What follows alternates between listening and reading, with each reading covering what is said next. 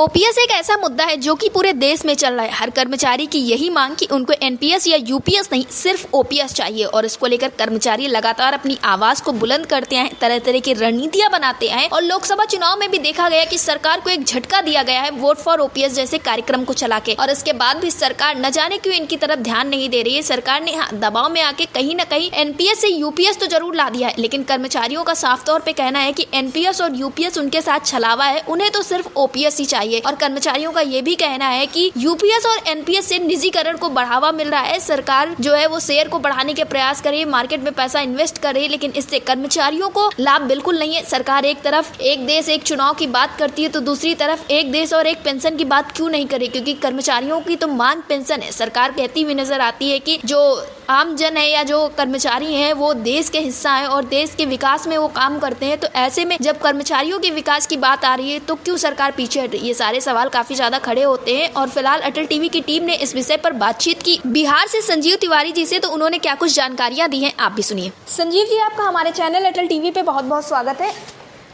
जी बहुत धन्यवाद। संजीव जी, देखा जा रहा है कि ओपीएस को लेकर लगातार लड़ाई जारी है। कर्मचारियों का साफ तौर पे यही कहना है कि एनपीएस आए या फिर यूपीएस आए, उन्हें तो सिर्फ ओपीएस चाहिए। आपका इस पर क्या कुछ कहना है?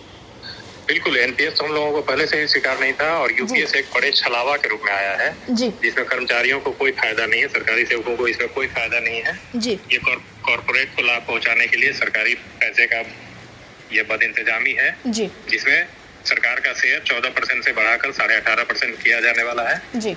और इसमें गवर्नमेंट एम्प्लॉय को किसी तरह का कोई फायदा नहीं दिया। हमारी मांग सिर्फ पुरानी पेंशन है जी। और हम उसके लिए लगातार संघर्षरत हैं कि जब तक पुरानी पेंशन की बहाली नहीं हो जाती तब तक हम लोग इसके लिए लगातार प्रयासरत रहेंगे और सरकार के सामने अपनी मांग को लोकतांत्रिक तरीके से रखते रहेंगे जी। संजीव जी, यानी कि ये कहा जाए कि सरकार कहीं न कहीं चीजों को निजीकरण की तरफ ले जा रही है।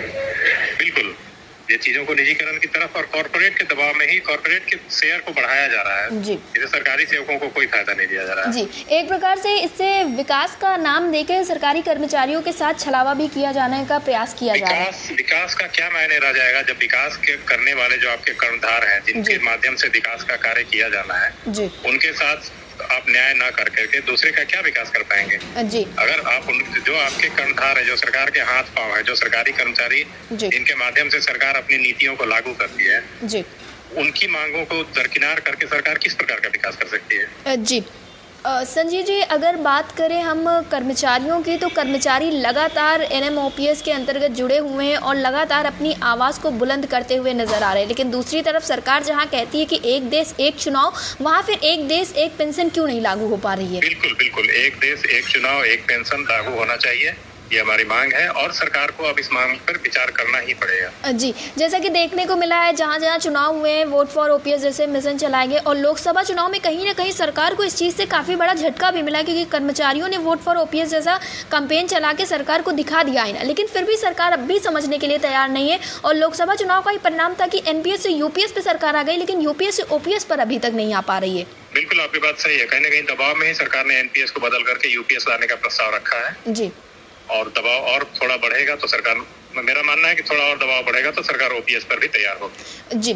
संजीव जी, अभी महाधिवेशन रखा गया है दिसंबर में, तो ऐसे में आपका क्या कुछ कहना है? क्या महाधिवेशन से कुछ बड़ा कुछ खास निकल कर सामने आ सकता है? बढ़ चढ़ करके हम लोग दिल्ली में महाधिवेशन में भाग लेने जा रहे हैं। पूरे बिहार से सरकारी सेवक जाएंगे जी और वहाँ तय किया जाएगा कि आगे की क्या कार्रवाई होगी, क्या रणनीति होगी जी।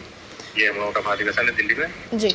संजीव जी, अटल टीवी से जुड़ने के लिए बहुत बहुत धन्यवाद जी। धन्यवाद।